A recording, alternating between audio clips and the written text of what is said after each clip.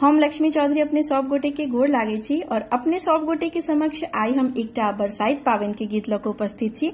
गीतक रचना श्रीमती श्यामा झा जी केने छथिन। अति उत्तम रचना अछि। अपने सब गोटे से आग्रह जे जरूर सुनब। धन्यवाद।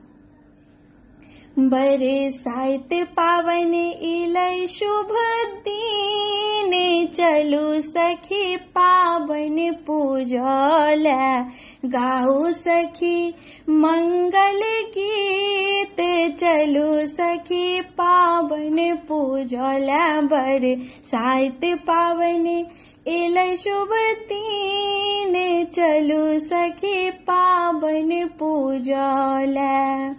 नवका साड़ी भरी बाही लहठी, नवका साड़ी नहु नाहु लहठी, नवका साड़ी नहु नाहु लहठी, लाल लाल लहठी लाल पियर लहठी,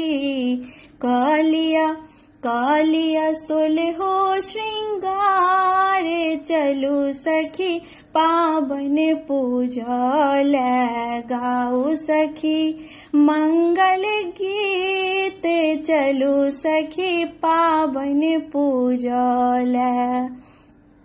बियन अकुरी सिंदूर पिठार, केरा नारियल आम अनार, बियन अकुरी सिंदूर पिठार, बियन अकुरी सिंदूर पिठार, लीची अनार आम लीची अनार,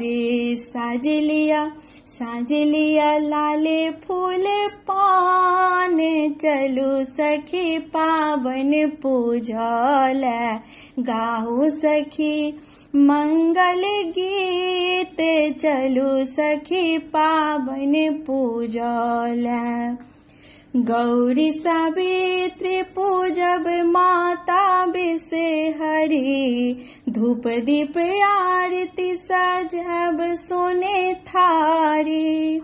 गौरी सावित्री पूजब माता बिसेहरी, गौरी सावित्री पूजब माता बिसेहरी, माता बिसेहरी माता बिसेहरी, मांगी लेब युग यही बात, चलू सखी पावन पूजल, गाऊ सखी मंगल गीत, चलू सखी पावन पूजल। बरसाइत पावन इलै शुभ दिन, चलू सखी पावन पूजल, गाऊ सखी मंगल गीत, चलू सखी पावन पूजल।